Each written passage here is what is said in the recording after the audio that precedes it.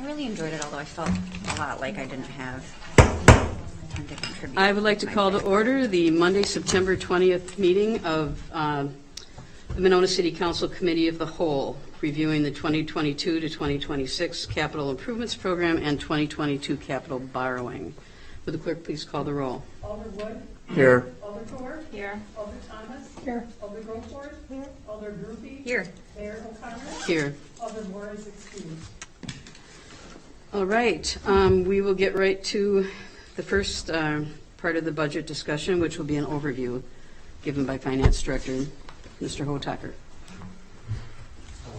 I sent a handout today. Around 4 or 5, you got that. This is going to be, just going to go through there. Just kind of to start, kind of the directions we're given. This is kind of go through the goals. The goals was to the department heads. We wanted to keep the budget, the general obligation borrowing, which is basically just the general portion, between 2.5 million to 3 million, excluding utilities. Once we get everything back from each committee and approved from each budgets back from each approved committee, we took a look at it, and what we were narrowed down to is the total, excluding the utilities, was $3.5 million. We also did focus on the long term too, because a lot of these projects we have to figure out what we're going to do in the future, because there's some, large projects that are going to be coming too also.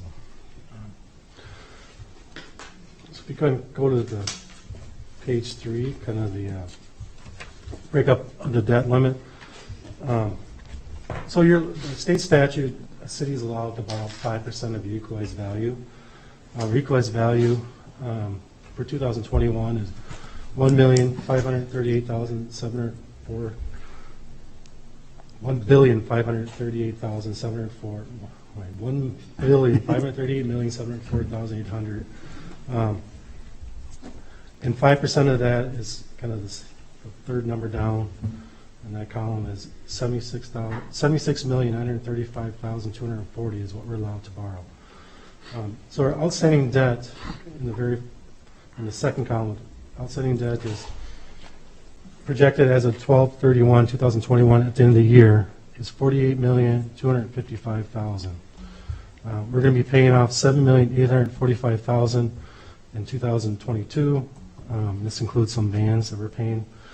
And also we have a ban, which is the purchase of St. Damiani, which is a ban, which is not included in your general obligation. No, not yet, until we refinance it. But it's considered general obligation when we talk to like the S&Ps, so that's why I have the 8.5 in there.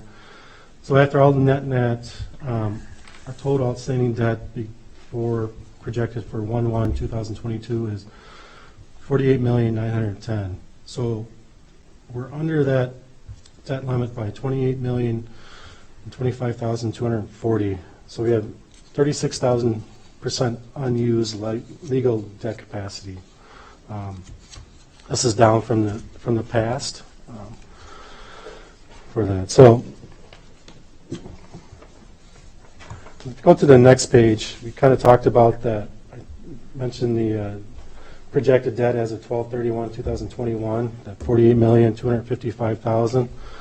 Here's a breakdown of it. The city portion is $22,283,000. We have TIF 4, which is almost $4 million, which is basically Monona Drive. TIF 5, I call it the old Garden Circle, which is Heritage, $9.1 million. We are going to do some refinancing in that. We'll start paying that debt off here fairly soon, and some bigger amounts coming up here. That'll be coming here later in the year or early next year. TIF 6, which is the UW Clinic and Merida Clinic. That is actually a donor district right now. That's set up to donate to TIF 5.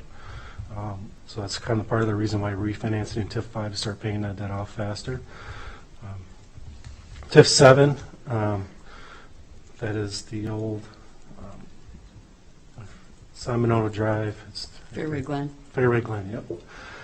That debt we just paid off, so there's zero for that. We can close that here after next tax year. We can think about closing that if we want to. TIF 8, which is the old Trace property, the old mobile home parks. That's $3 million. That is also a donor district. That's a donor district TIF number 9. So TIF 6 and TIF 8 are where we didn't have to buy the land to redevelop. We just had to give developers agreements. Those TIFs do extremely well, doing well enough that we're able to use them as donor districts for other districts. TIF 9, which is our current TIF, which is the riverfront, and that's the general obligation portion of it.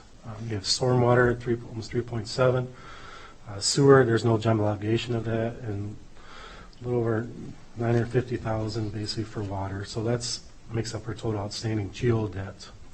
We also have other debt too, which is the bands. So a band is a 5-year note that refinance after usually 5 years, or if we figure we can start refinance it earlier, we will do that. The general is 8.5 is just our most recent purchase for land for St. Damiano. TIF 9, we're going to be refinancing these fairly soon into TIF increment debt revenue bonds. That's $11,625,000. That's all related to riverfront and sewer and water. It's 2.1 for sewer, and water is almost $5 million for $27,275,000. So if you kind of go to the next page, the debt breakout just kind of shows a pie graph of all the debt combined, the revenues, the bands, and the GO. 43% is general obligation for the general. 40% is TIF, and utilities is 17%. TIF will start dwindling down more and more, especially if we start paying off these loans in TIF 5, and so that number will be decreasing here rapidly in the next 5 to 6 years. Here's our future debt payments. You can see it for 2022 to 2027.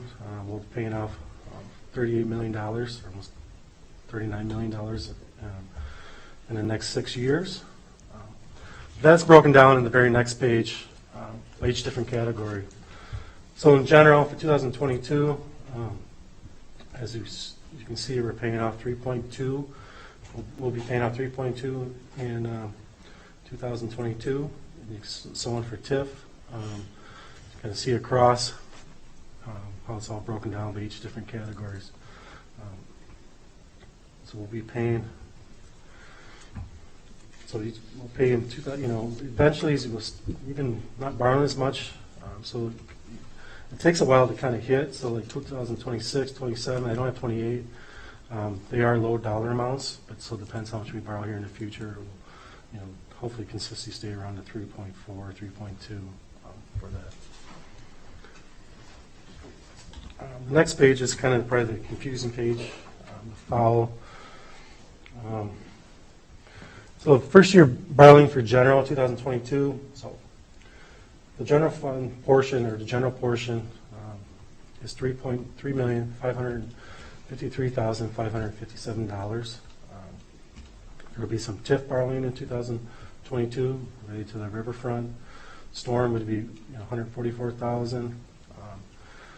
Some other revenues that we don't borrow for, some of it's fund balance from carryover projects. Our other sources of revenues, $167,000. Cable or media, $16,000. It's part of the franchise fees, so it's not part of the borrowing. And then you have we broken out underneath that, kind of broken out the water and sewer for 2022. And as you can see it goes across from 2022, 23, 24, 25, 26. I kind of want to focus our attention to 2024. You see in 2024 under other revenues, there's a $20 million slot in there. What that is, if the city decides to do the public safety building, that would be for the borrowing of the building. It's an estimate right now, kind of based on where McFarland's at right now with their current building. And we're looking at not using GO for that. If we can get other types of loans, we're looking at some where we can amortize it out over 40 years, which will have an impact. Doing it that way, different types of loans we're looking at. So that's not included in the if we get another type of loan, we won't use, that won't go against the levy limits, if that's possible. And it will be 40 years instead of 20 years. Otherwise, general obligation, you're only allowed to go out 20 years for your repayment schedules. So it makes a big difference if we can do that. So kind of the next page, the impact on the levy. So just so when it says 2022 cap, 3,563,000, we don't borrow that money into 2022, so technically it doesn't hit the levy until 2023. It's always a year behind because we don't budget for it. We don't know what the repayment schedules are, so we don't borrow for it, and we don't get a repayment schedule from the bond people. So that really, it's kind of a year behind when you kind of look at that. So anything like this year's 2021 borrowing, it will affect the 2022 budget. So it's always a 1 year behind, just because of timing of it. So you can see over the next 5 years, based on our plan, 19 per 100,000, 18 per 100,000, 23, and then 24 is the public safety building, and that's using a 40-year useful life or 40-year repayment schedule. So that's 84, settling down for each year. And kind of the next page kind of shows what we borrowed for general projects. So 2015, we started at 3.9. As you can see, so in 2021, we were only $2.2 million. But then we had the 2021 ban, which is the purchase of St. Damian at $8.5 million. So you consistently, after 2015, we tried to stay under that $3 million mark. I can't remember what happened in 2019. I know McKenna Road was probably in there. I don't remember exactly what the other portion was. So there's some major items in this budget. The library HVAC is $2,700 or $270,000. Public safety building design, $400,000, which is split over 2 years. We design it in 22 and 23, and then build it in 24. That's the route we go. Dane County Broadway work, that's required because of Dane County. It's $320,000. South Winnequa, $1.3 million. Bridge and Street maintenance repairs, $350,000. We still have the ash tree removal at $75,000. Tecumseh Bridge wall repair, which is falling apart, $192,000. And I put the $50,000 for the Public Works roof and wall engineering because in 2023, it's going to cost about roughly $1.4 million to fix those issues. So we prove that, that's in 2023, we'll have that 1.4 on there. That's allocated over the 4 different the 3 utilities and the general, so it's kind of split 4 ways. But it is about $1.4 million as an estimate. And the community center design remodel, again, this is $50,000 in 2022, but based on some work done by Arrow Associates, I believe that's the name. They have $900,000 for 2023 to remodel the community center. So I wanted to kind of hit those two because that goes to 2023. So there was changes made to the budget. We did add more money to go to funding. So right now we have $25,000 that's going to be left over from what's currently in the budget. So we had that $25,000, and plus we added another $40,000 additional money to get to $65,000. So that's in there. South Winnequa Road sidewalks is added in there. Was added in. And then as far as removals, are moved to separate years. The brush truck from the fire department was moved to 2023. Fire department also had a rescue boat project. We moved that, actually took it out, and the fire chief said he was going to look at maybe see if he can get donations or grants. So we did not include it in the budget at all, just based on he was going to see what he could do, and then probably if he did find something, he'd come back with that. So he was going to look for other methods of funding that if they want that boat. We took out the 2003 Chevy one-truck dump truck. And the Pirate Island dredging engineering, we took that out based on we haven't seen much support from that area for that project, so we took that out of the budget. And then some items here for the future, some larger items, just so you're aware of in this plan. HVAC, which is the City Hall and Library, is $815,000. On the public safety building, it's either $20 million and $400,000. Counts next year's engineering design, so that's in the next 2 years. A fire engine in 2024-25. The Public Works Garage, the 1.4. 20 Watha and Broadway. 20 Watha. Broadway is actually required from the county, so it's two separate projects, but both the street projects together, basically $3.9 million in 2024.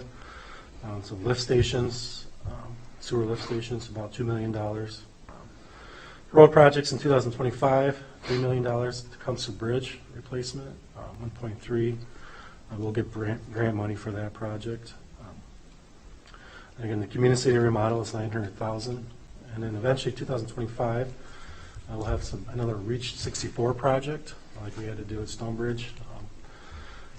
So that will eventually working its way down, and that'll be a larger project next. But the next 5 to 15 years, here's some large projects. New communities, and these numbers are just estimates, but just working with department heads on these. A new community center and senior center, we're looking at about $20 million. New pool, about $10 million. Part of doing the community center and the new pool, Jake thought you'd have to be redoing the North Winnequa Park at the same time, so it's about $2 million. City Hall remodel would be about $5 million. There's some roof problems, I think, with the library that I'll have to replace, and some other, building issues right around $1 million.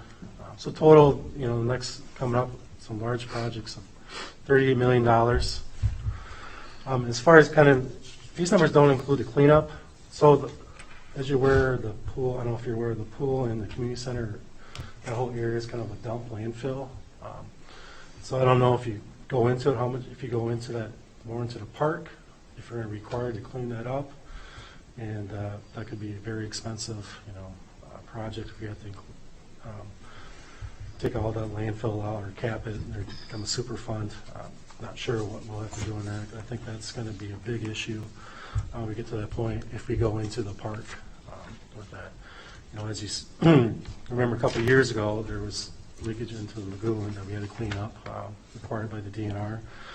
And we also had, the reason why we're doing the bike path this year is because we had to cap that off a little bit and had some issues there. So there is issues underneath all of that portion of the Winnequa there. So that could be a big issue when we look into what we have to do there.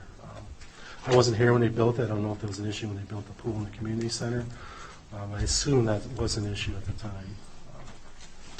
And just some potential things that come down the line. We have a lot of TIF projects, developers talking, things that could come in the near future or distant future, in the next 4 or 5 years. Just future capital projects and just money for emergency if needed for any large purchase or issue. As far as the impact on the rates, there's not, for 2022 for utility rates, there's not a, the utility projects are pretty small this year, so there's no rate increases needed for the capital portion of it. We also just did a water rate increase, so that's all taken care of there. We couldn't even do a rate increase if we wanted to in the water.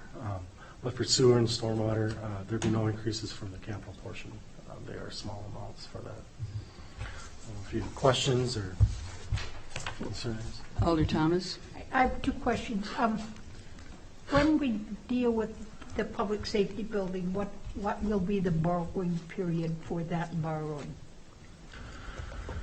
Well, we'll probably... Can we do 25 years on that? for the public safety building, that's where we're going to look, see if we can do out for 40 years. If we get, there's, I know Brian's Brian, gonna do you look at want to different address types that? of- Sure, yeah, there's a program through the USDA, which allows for loans for public facilities. And if you receive that loan from USDA, you can amortize that loan out 40 years rather than the standard 20 or 30 years. So we would, as we get further along in this process, that's one of the things that we're going to try to nail down is, one, are we eligible, and two, if we are, would we be able to do the 40-year term? Great, okay. My other question is, as far as the GO is concerned, are we borrowing more this year or paying off more? So for 2022, we are borrowing more than what we're paying off. I believe it's like 300,000 roughly. I don't have the exact number, but yes. Okay, that always makes me a little nervous. That's because of the San Damiano, right? No, this would be. No, it's not. It's For GO? Yeah, because that'd be a band. So So I thought GO was 3 point, the GO we're paying off in principal would be $3,220,000, and we're borrowing 3.5. I don't have the exact number. And I think it's because we're doing the Winnetka Road project. Like, if you look back previous years when we've been over 3, there's a road project. Yes, so, yeah, the public works is the big one, so that would be the bigger projects that would be maybe the majority of the cost. and I decided to put in the whole dollar figure for the South Winnetka project and leave it up to the council. We've gone back and forth on this for quite a while, and so that's why there's a couple different options for price it for potential cost in there. Anyone else have any questions? Yeah, I had one Doug? more. What is the added pagoda funding? What was it on there added for? We don't, we put it in there just for more of a safety valve, because we don't know what the projects is going to happen, what the cost is going to be. Yeah, we don't have a sense of what the design and removal, if we get to the point where removal is selected and the decision from Landmarks Commission and City Council is to build a new structure, it's tough with that unique structure to know right now where we sit, how much that's going to cost. We just wanted to add some flexibility to the budget. Yeah, okay. Good, thanks.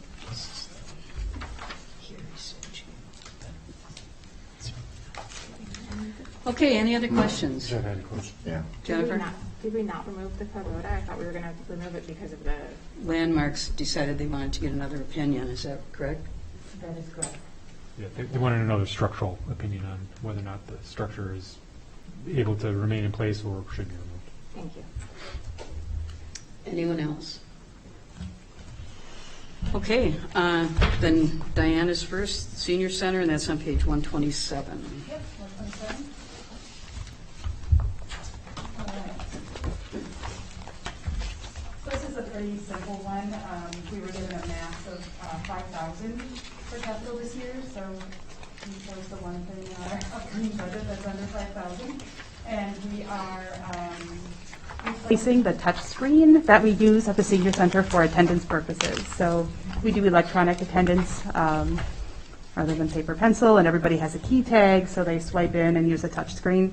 So that was, the original one was purchased when we first started the My Senior Center system in 2010, and it's recommended to replace after 10 years. So we got another year of life out of it after the pandemic, so looking to replace that.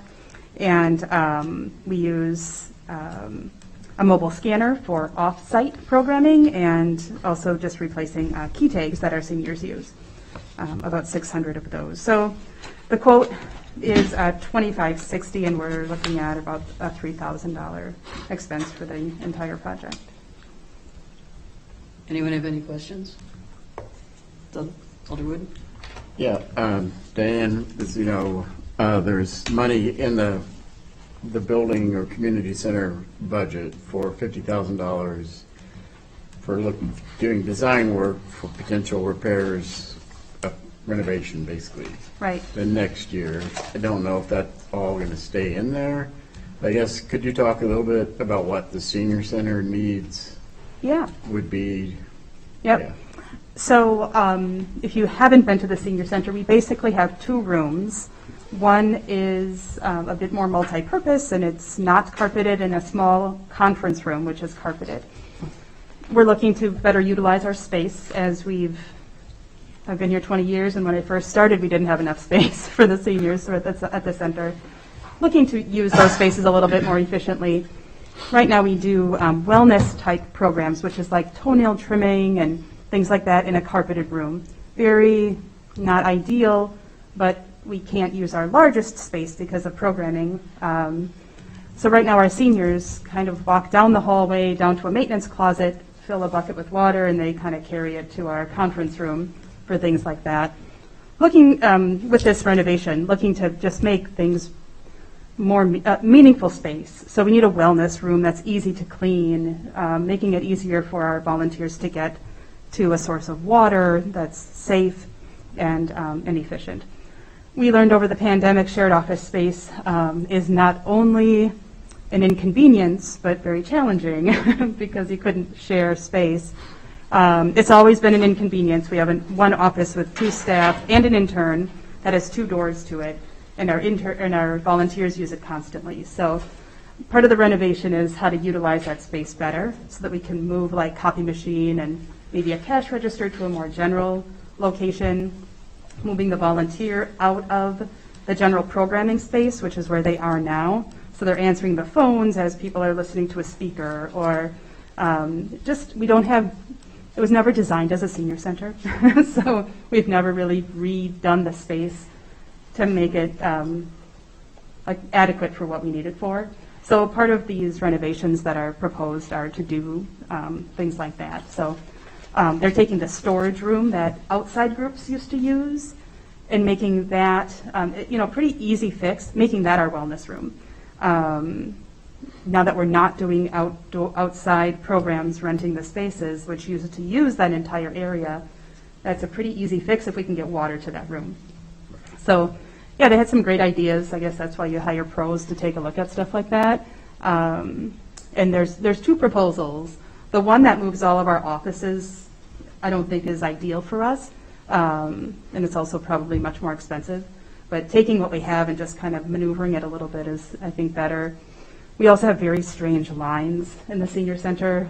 It was probably very trendy at the time to have octagon or sized or shaped rooms, but very awkward for utilizing space. So we're looking to square that up a little bit so we can use the space better. And the stairs? And the stairs have been a safety issue. Again, maybe a trendy thing at the time, but the second flight of our stairs are like suspended, I guess. They're not secured to the wall. So when you walk down that second area of our stairwell, it jiggles. And we've had people fall just because you feel a little unsteady. And seniors and others have tumbled down there a time or 2. Not well lit and not very open just because of the design of it. We've looked to do things with lighting, but it really just needs an overhaul, just for safety's sake. Yeah. Okay. Anyone else? Molly? I just want to give kudos to Diane. I love working with her. She always works very diligently to make the most out of a slim budget for the senior center. We've been putting off the touch screen, the mobile scanner for some time now, and I'm so thrilled that we're including it for this year.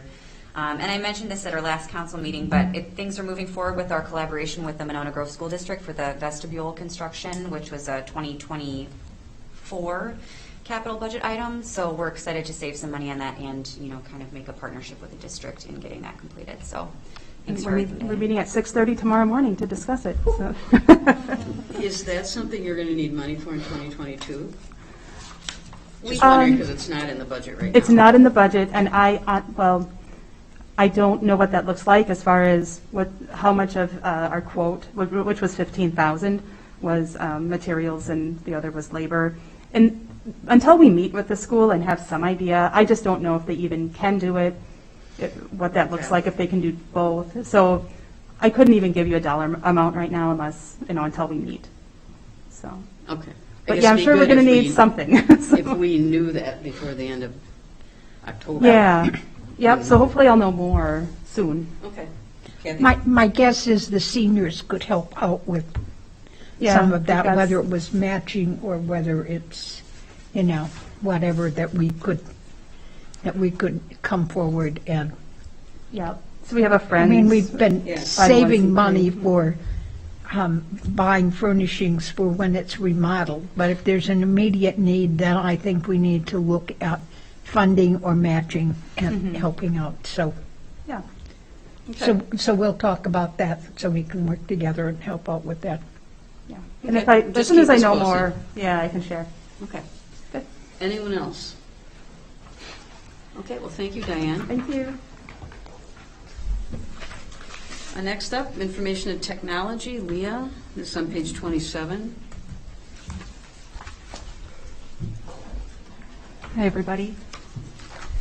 The IT budget for this year, no big surprises. Tried to keep the budget very reasonable.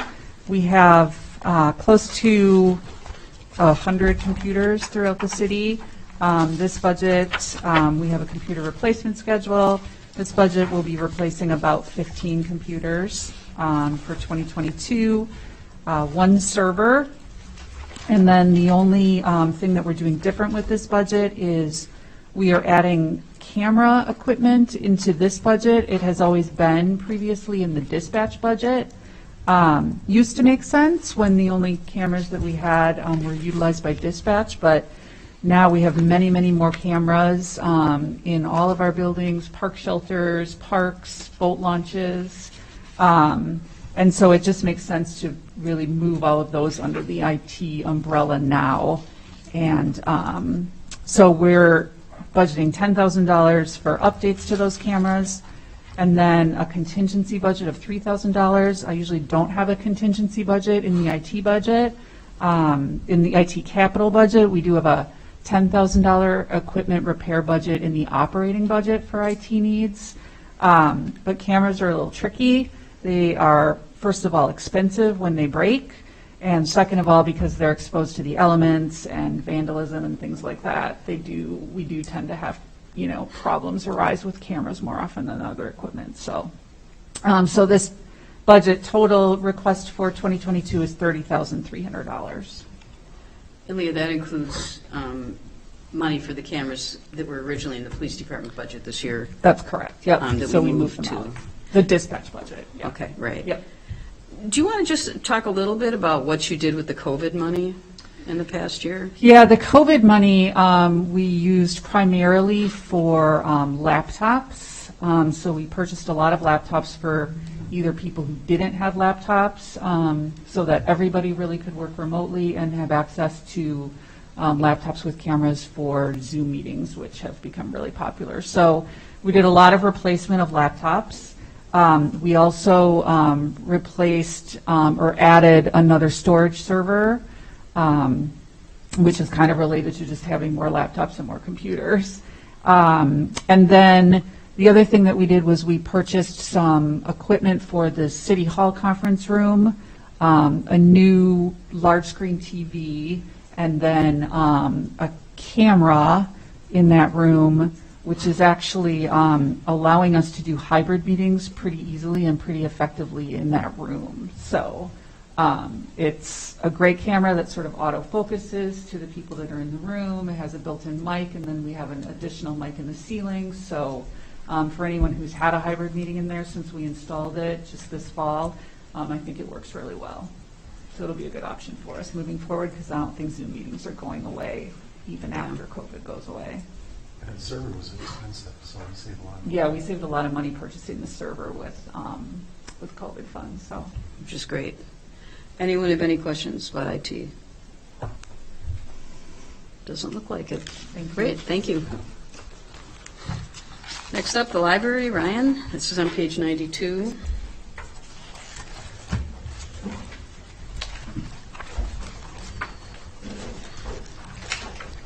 Good evening, everyone. I have two projects for 2022. The first one is remodeling the upper level restrooms of the library, which are the main restrooms. A lot of wear and tear over the last 20 plus years in them. Old tiles on the floor popping out. The mirrors have some lovely etchings on it from people using sharp objects.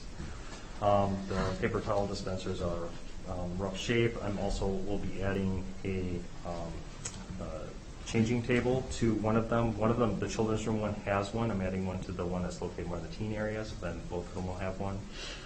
That's estimated to be $22,000. The second project is moving. You're also bringing them up to ADA Yes, thank standards you. as well, And right? I need to add a vertical bar in each one near the toilet to match ADA compliance. Thank you for reminding me. Then the dumpster coverings is project number 2 for $10,000. We have a unique history of community members getting up to the roof of the library by getting on a utility box, then onto the wall of the dumpster covering currently, or the structure rather, and then up onto the roof. Recently we had some concerns that they maybe had access to the HVAC equipment and made it stop by opening up one of the doors, and the system shuts down as a safety precaution when it does that.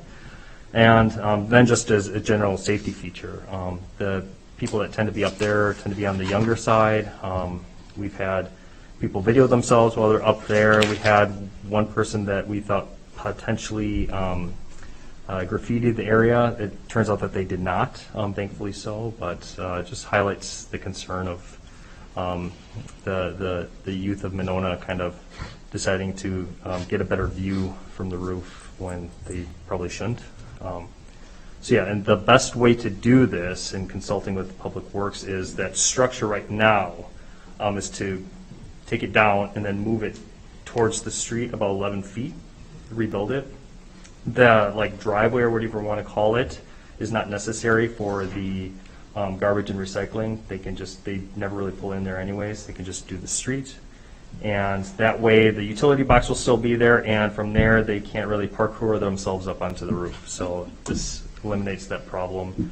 I thought of just removing it and bring out the dumpsters, but I was told aesthetically that is not a good idea given that it's in a neighborhood. So those are the 2 projects. And then there's a large HVAC project. Yes, which will be discussed tomorrow. Yeah, Brad will be discussing that tomorrow. Kathy, did you have a question? No. Or anyone? Questions for Ryan? No? Okay, thank you. Thank you. Have a good evening. Will, you are next, page 135.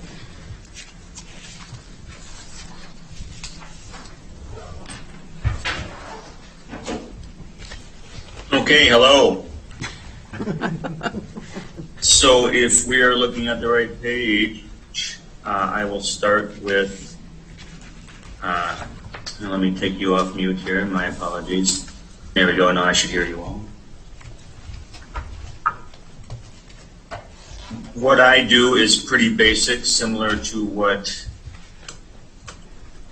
Leah had described as far as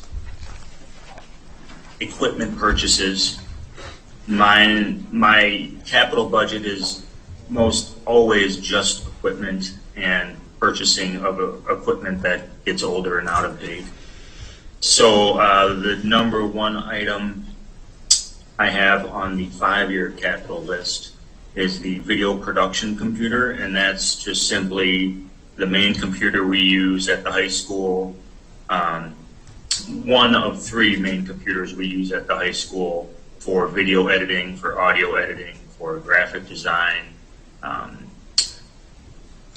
just regular office work. But those types of media-related duties need a higher-end computer, and in the past media coordinator position, now the multimedia content producer position. But before, when it was a media coordinator position, the gentleman who was in that position was able to build computers, and we saved some money that way, but there always seems to be some hiccups in that plan. It works out well financially, but then the computers tend to have a little snafus, and only the person who built it a lot of times has an idea of what to go and fix.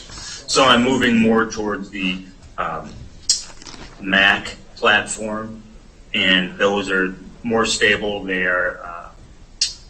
They're industry standard in media production, whether it's graphics or video work. So it'll also give give us a little more stability and sustainability. So that's the price to $5,500. And then video camera update. I have 3 next to it. It's not 3 cameras. It's just a third camera. We have 3 remote cameras that we use for pretty much any event outside of our studio. And we've replaced 2 of those cameras. This would be the third. So then we would have replaced all 3 cameras. All 3 cameras, original cameras, are approaching, well, actually they are 7 years old right now. So we're maybe a year or 2 behind a 5-year replacement plan, but that's okay. We're in good shape once we get this replaced. The third item is the video streaming update, and this goes with the cameras in the sense that some of the video streaming we use remotely, football games, maybe there's a council meeting that has to move to a different location from time to time, those types of things. That's some of the equipment we use for streaming, and that too is 7 years old. And as you can imagine, a lot of that technology has changed on how it connects to YouTube and how it connects to Facebook, and just how it crunches the signal to get sent out over the internet. That kind of inner workings always is tweaking a little bit. So we need to update a small little box that helps to make that happen, and that cost is about $4,000 roughly. And the last one, we have a couple wireless microphones. Those are used a lot for interviews. So San Damiano, all those interviews, we use a wireless microphone that clips on your lapel. That can be used for like library storytelling. We've done that, and if the storyteller just wants hands-free, that type of thing. We have a couple of those. Those are also approaching. One is approaching about 4 or 5 years old, so we can keep that one. The other one's probably over 7 years old at this point, maybe closer to 10. So we need to get that one replaced. And that kind of rounds out the 2022 budget. All pretty straightforward purchases. Some of the bigger items I could see coming down the line would be our video server at the high school. The main hub of our streaming equipment, that needs some replacement down the road, again, as technology changes, so there could be some changes there. And then we'll probably be getting one more computer next year, and that will put us in a pretty decent shape moving forward. One thing we can think about down the line, our video server, we'll call it, but more so it's our video playback for the channel, the community access channel. That is, I think, about 8 years old now, and it only projects in standard definition, which is fine because that's all the station can do right now. I think if the channel begins to be able to broadcast in HD, it would take a little bit of investment on our part if we were able to do that with Charter or TDS or AT&T. But aside from that, if that happened, we might want to upgrade our video server that only stores and plays back in standard definition at this point.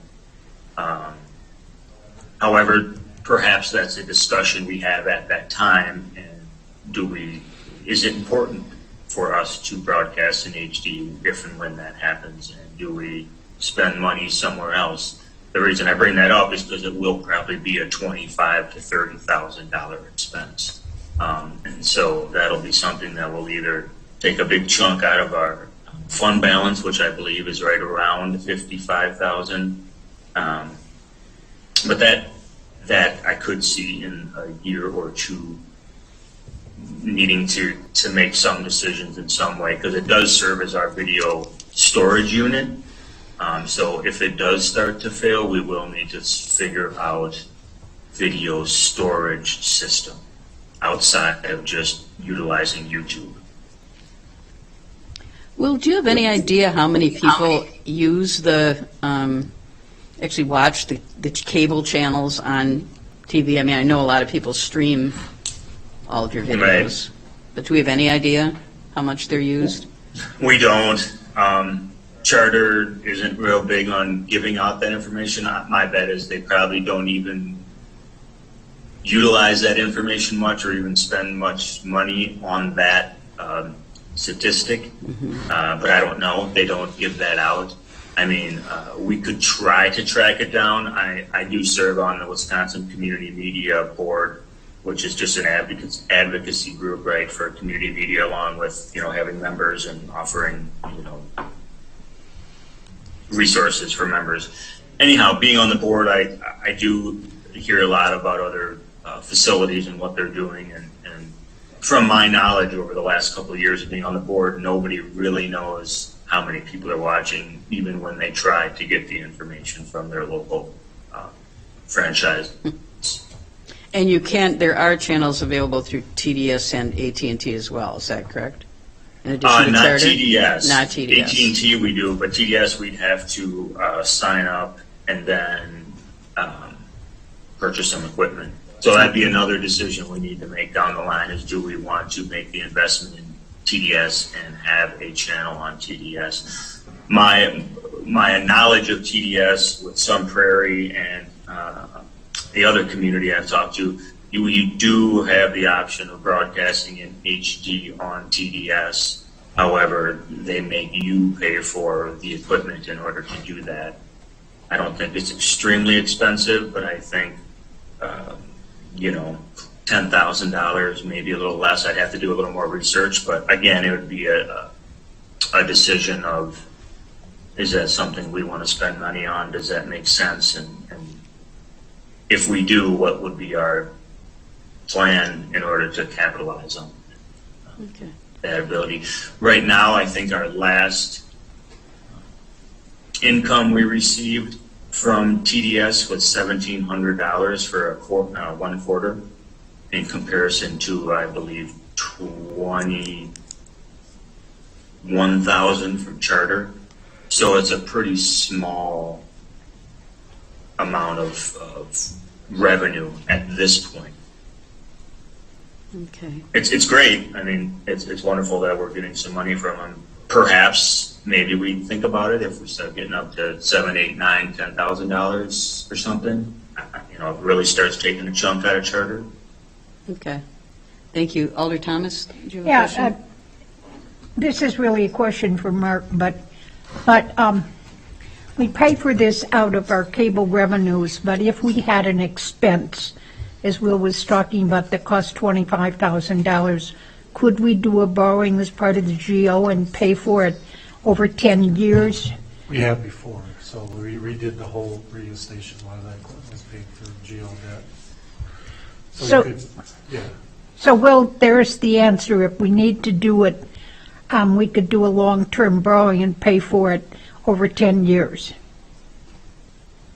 But that would be good. So, okay. Take Alder Wood and then Alder Coeur. Well, for people who watch TV using like YouTube TV or Hulu or similar, do they have any access to the cable, cable channel, or do they have to? No, that's a good question. Right now, they call those over-the-top boxes. Hulu, Apple Plus, Apple TV, right? Roku. Those are all kind of over-the-top boxes, anyway, they call. So we do not have any presence on those. Again, though, we can look into that, and we can go out and get some estimates on how much it would cost us to get the equipment needed to broadcast on those, to have essentially probably like a video server on their platform. And I can certainly look into that if we feel it's something that would be beneficial. And I think perhaps Roku and maybe Apple TV would be something that would be worthy, and maybe even Hulu as well. We are doing pretty well with YouTube. I believe we have 1,300 subscribers. So, I feel like we're doing pretty well there. I think we could also maybe talk about content and what would it be that we would provide there, every single thing or certain content depending on costs and just time, staff timing that it would take to keep up with something like that. Okay, thanks. Alder Gore. Will we, as part of the agreement with the school district, there's equipment purchased through that agreement. Is any of this being supported by the school district or? So this equipment on this list, if I believe the question you're asking, the equipment on this capital list doesn't include any of the funds from the school as far as for equipment. However, per the city school contract, the school does provide a stipend each year for equipment update, and that's about $5,000. So this year, I purchased one of those streaming boxes that I talked about that we'll be getting, that's in this capital budget for next year. I purchased one of those for the school at the high school, and a couple of lights for the new studio. Next year will be another year, but I could see assisting with probably some more streaming capabilities with the virtual hybrid scenarios. There's always some things that can be helpful there, as well as, again, does it make sense for the school district to maybe have a presence on some of those over-the-top boxes and do this part of that price that they put forth, that revenue they put forth, warrant them to participate in that idea at all? Did the project there, redoing your studio at the high school, did that involve any new equipment other than what was paid for by the $5,000, or was it strictly building? And that project just strictly included just the the demolition and rebuilding of the studio. Okay. Does anyone else have any questions for Will? Alder, go for it. Well, I was wondering, with the video production computer purchase for $5,500, is that does that include like a software subscription or your software purchases, or are you able to load that up with other software from the previous computer? For the purchase of the video production computer for $5,500. the video computer. Yeah, I was just curious about your software purchases and if you're. Yeah, so we have 4 subscriptions to Adobe Creative Suite. Okay. And I believe 3 of them I'm able to get the discounted, like educational pricing. And the one of them I haven't been able to switch that over yet. I have tried to go through the high school through the school district to get them to pretty much pay for it through their whole district package, because that would be a good savings. But in order to do that, our computers have to also be on their computer image, meaning that our computer would have to be within their district network policies. Therefore, we tried it actually beginning of last year, and it was really struggling to be able to have the authority with the programs to do what we need to do without constantly getting you need administrator approval to do this or that. So we backed off of that, and that's our biggest roadblock with that. If they're willing to load their software on our computers that they would just let us have at the school, that'd be fine. But right now, our computers at the school, though they're on their network, we don't have any of their network restrictions, if you will, that they have on staff and students. Well, thank you for trying. Anyone else have any other questions for Will? Okay, thank you, Will. Any questions or follow-up from or for Mark? Doesn't look like anyone has any questions. Mark, do you have anything else to add? No, we'll be back here at 5:30, so tomorrow. Okay. I think Leah's going to have some food for us tomorrow. Leah is going to provide food? Okay. Yeah. Thank you. Given all that, is there a motion to adjourn from the Committee of the Whole? So moved. Second. All in favor, say aye. Aye. Motion passes. We are adjourned.